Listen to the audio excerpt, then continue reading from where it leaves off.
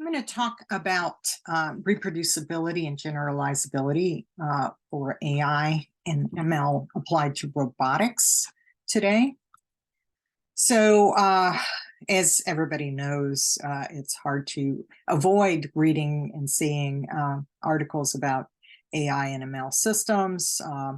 They're growing exponentially, but there is caution recommended because we don't really quite understand how everything works and might not even realize when it's not working correctly. So that's a big concern, which I think is amplified when we are dealing with embodied AI, where, robotic systems are out and about interacting with the world. So it's not just purely a software exercise. So this is going to be a high-level presentation on reproducibility and related considerations for AI and ML applied to robotics, but the intent is to spur discussion among our community going forward. So as this, XKCD cartoon shows nicely, basically machine learning systems are a pile of data and, some algorithms, and out pops an answer. So the question here is, what if the answers are wrong? You just stir the pile until they start looking right again. So that's, sadly, there's some element of truth in that. So what do we know about these models and software? What should we be concerned about? There's a need, I think, for more scientific rigor in this whole area. We need to understand reproducibility, robustness, and generalizability in particular. And since there is so much work and so many, millions or billions of dollars thrown at existing more mature domains such as large language models, I think we should take a look at them and see what we can learn. So first, a little bit of terminology. So what I'm going to talk about in the next few slides is just the terms, just so we're all clear on what they mean. There's terminology from a standards body, ISO, which is used by similar ones are used by other standards bodies. And there's terminology from professional societies, specifically the ACM. And so I've summarized in this chart here. The idea is that there's repeatability, which means it's the same team, the same measurement procedure, the same operating conditions, and the same location. So you're getting a measurement and it's obtained with the same stated precision. Under these conditions, then it's repeatable. If the first three conditions are the same, but the location might be same or different, potentially location or even time, that's replicability. And then reproducibility is when a whole other organization tries to run a similar experiment, but starts with maybe different equipment, certainly different ambient conditions and so forth. So that's important to understand what reproducibility really is. So ensuring repeatability and replicability, first two, involves, I think, just a lot of attention to detail. And so you might consider automating the process as much as possible, avoid where possible ad hoc changes, or note them if there are changes. Certainly maintain version control and track the provenance of your data, and maintain metadata, right? And there's also ways that helps with the data version control. And there are tools available to help manage versions. I mean, at a minimum, Git, but there are some specialized ones for this field. There's tools to automate the processes as well. So it's not an understatement, I suppose, to say AI is wrestling with a replication crisis. So let's take a look at some examples of why people say this. it looks like, according to the 2020 State of AI report, that only 15% of AI studies share their code. So, you know, people publish papers, but, you know, there's really no code that others could use to try to replicate them. And there are efforts to move that forward. So, for example, Archive has a Papers with Code site that provides a venue for sharing software and algorithms, and that is growing robustly. And IEEE's magazine, RAM, encourages R papers that also provide code. However, you know, it's a change in culture is needed because, you know, it's just not part of most researchers' mindsets to do that. It certainly adds a lot of burden and time and so forth. So, I mean, it's understandable why that's a hurdle, but sharing data, so that was about code, but sharing data is harder.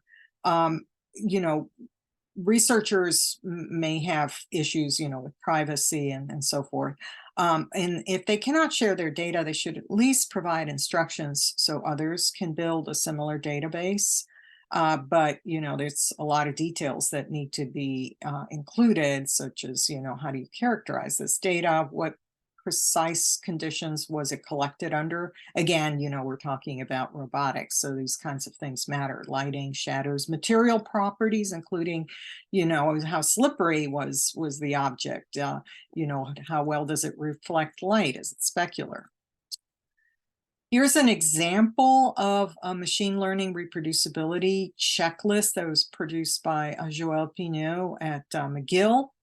I'm not going to go through it, but you can see, I just wanted to show you there's an example of something that might be considered for our domain. You could take a look at it and see if there's something here that you could adapt for the work that you are doing. So, you know, it's want to make sure that you describe mathematics settings, algorithms, and models. Explain your assumptions. You know, that seems trivial, but it's very important to know what your assumptions were. And then, you know, analyze the complexity of any algorithm and so forth. So anything from that to, you know, how do you report experimental results, the exact number of training and evaluation runs, et cetera, et cetera. Right, so why does that matter? So here is a video from some tests that were done by Sushil Yoon and Roger Bostelman at NIST several years ago.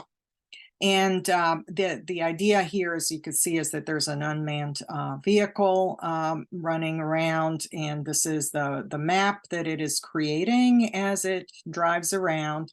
And it's driving towards an open garage door. You can see it's kind of bright over there. You know, unfortunately, the video doesn't include an image of the door, but it's fully open. So it could go out there or at least get closer to it. But it stops and it says, oh, there's an obstacle. So the point of this is, why did it stop? Well, its sensors were saturated with the light and thought, okay, there's something there, fine. But the point is that, you know, you need to either capture that in your test result, or you could even think about when you're designing an experiment to evaluate a robotic system, that you try to explicitly state conditions such as that should be included in the test if it's a known issue. You want to see how the system responds. To address that, the committee in ASTM that deals with autonomous vehicles, F45, has a standard way of capturing the environmental effects, and you know, how do you record them? So when you report your test results, if you're running any of the test methods that F45 has, you can also complement that with description of exactly the conditions under which the tests were run. And then conversely, if you are thinking about buying a vehicle, you may want to specify under which conditions the test methods should be run. So I'll just go through a couple of these. You know, I'm not even sure, to be quite honest with you, if this is the most recent version of the standard. I apologize, I didn't get a chance to double check. And I want to give a shout out to Adam Norton, who has been a real leader in this effort under F45. So you can see it captures like the lighting, the type, is it concentrated, is it indirect, where is it coming from, what is its level of intensity, is there a particular part of the spectrum, and so forth. So it's a lot of little details, and it's not just light, right? It can be things like the ambient temperature.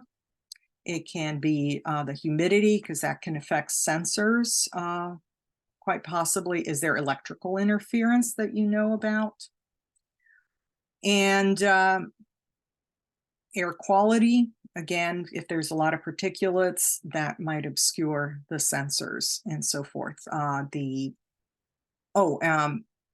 This is the flooring that it's traveling on if it's a mobile robot. So you can talk about the grade. Is it flat or does it undulate? What is the friction? Are there ground particulates or is it solid? So you get the idea. It's just an example. So in all of this, I think ultimately we're leading up to the holy grail, which is the generalizability. So, you've got an AI model, machine learning model, let's say that you've trained for your robot system. And but now you want it to use that model in the wild. And it's going to encounter conditions that probably were not in your training model, because it's impossible to train it with an exhaustive set of conditions. So, how well does the model perform on unseen test scenarios? There's some hope that foundation models can provide their path to generalization, because they're trained on so much. And so there is work on looking at generalizability for robotics, and I mentioned just a few examples, not exhaustive by any means, but just to let you know that there is work going on in that area. So Jeanette Vogue is looking at leveraging large language models to guide robotic task learning.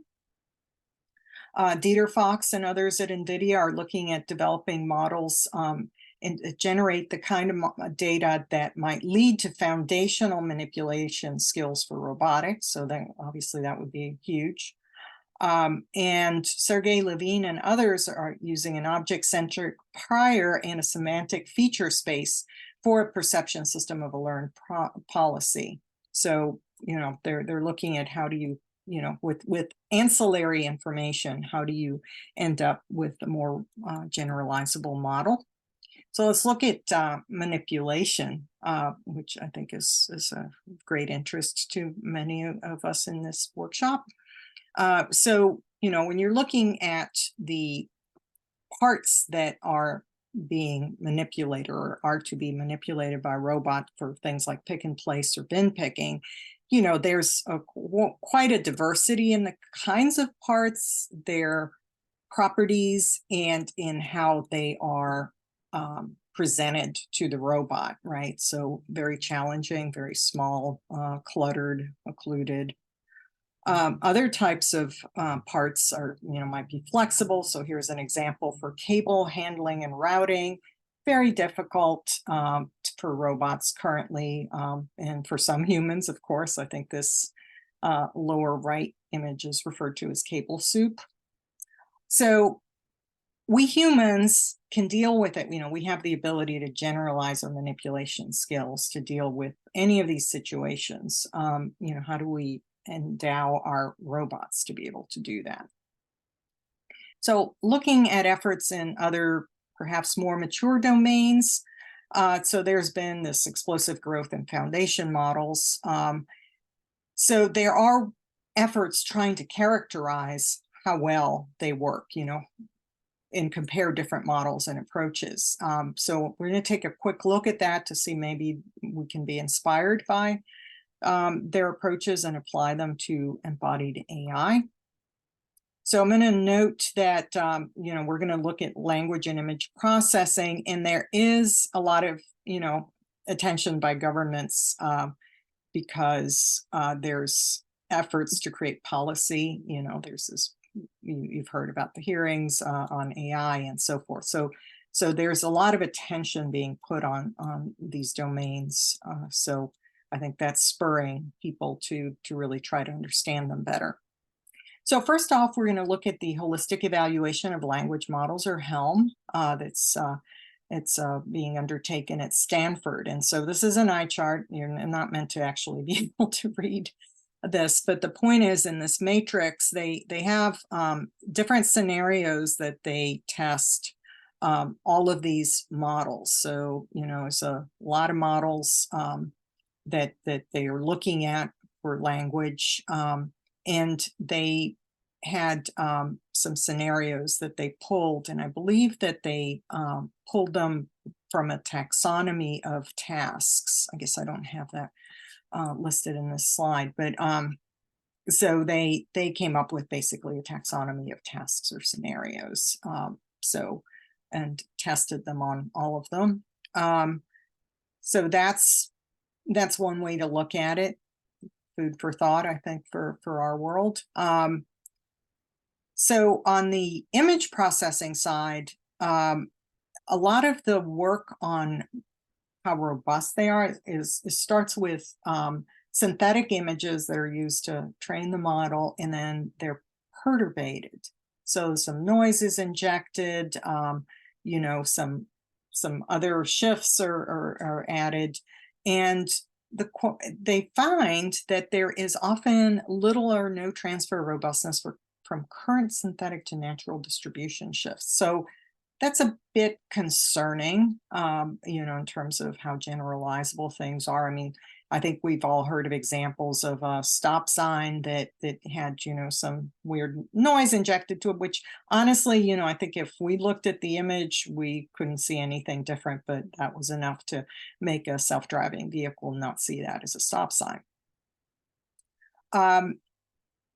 So there's work on learning transferable visual models from natural language supervision. So that might be a way to approach it. So here's a look at an evaluation of the generalizability of image processing.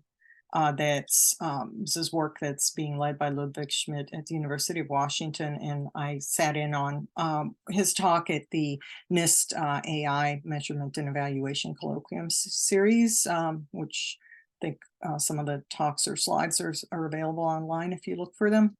So what they're doing is they're looking at a lot of different models, basically ones that focus, like, for example, on ImageNet data, and they're looking at distribution shifts added to them, and so they came up with a grid of evaluations, which were 10 to the 9th image evaluations total. And their conclusions on this was that OpenAI's CLIP model led to large robustness gains in image classification. So the idea is that there was a broader distribution that they found to be the main reason for CLIP's robustness, and that language supervision helps with robustness in directly making it easier to collect training data. So that might be something to dig into.